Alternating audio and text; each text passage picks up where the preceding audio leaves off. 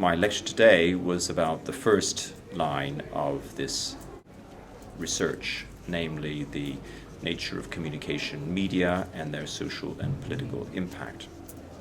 And I talked about how the development of communication media from the 15th century on, that is, from the point at which the book industry was first created, through to the rise of electronic communication in the 19th and 20th century and the development of the internet over the last couple of decades, has led to the creation of new forms of action and interaction and the creation of new forms of what I call visibility in the modern world. Forms of mediated visibility that I was talking about today change the ways in which individuals and actions become visible to others.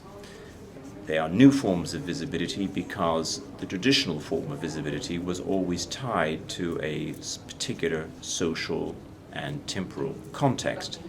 What was visible was what you could literally see with your own eyes in the spatial temporal locale in which you were situated. But with the development of communication media, visibility becomes severed from the sharing of a common locale. Now you can see things that happened in distant locales. You can see them at the same time, or you can see them when they occurred in the past.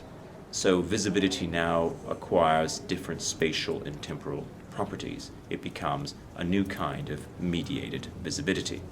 And what I tried to show was that the development of these new forms of mediated visibility creates new opportunities for the exercise of political power, because political leaders are now able to appear before others in new and unprecedented ways. But they also create new risks for political leaders, because mediated visibility is something that you cannot completely control. However much politicians and other public figures want to try to fashion their self-image in the mediated arena of modern public life, they are never able completely to control this, because mediated visibility can slip out of their control and have consequences that they did not anticipate. Hence, the rise of mediated visibility creates new forms of trouble in the modern arenas of public life. Trouble like leaks, or outbursts, or gaffes, or, of course, scandals. So I spent some time trying to think about political scandal and to analyze its characteristics as one of these new forms of trouble in the mediated arena of modern politics.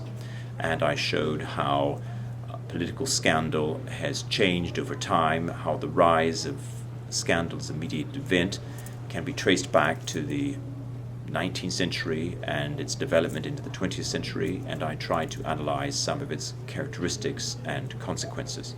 Many people think of political scandal as a rather frivolous, superficial aspect of public life, but I tried to show that in fact that is quite mistaken. It's much more important than many people think, because political scandal touches real sources of power.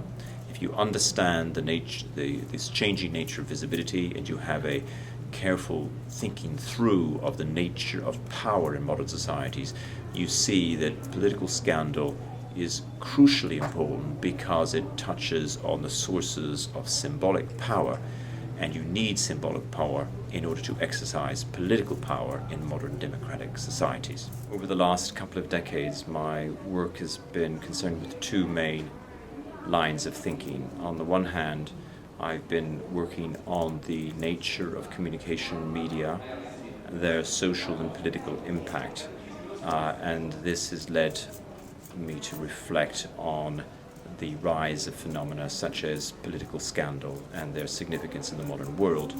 The second line of thinking has been more to do with the changing nature of the creative industries, and particularly the impact of the digital revolution on the creative industries. And I've pursued that line of work by focusing on the structural transformation of the oldest of the media industries, namely the book publishing industry, and looked at how changing economic and technological developments have affected the way in which the publishing industry works and the way in which it produces its cultural objects, i.e. books, and how those processes are changing today.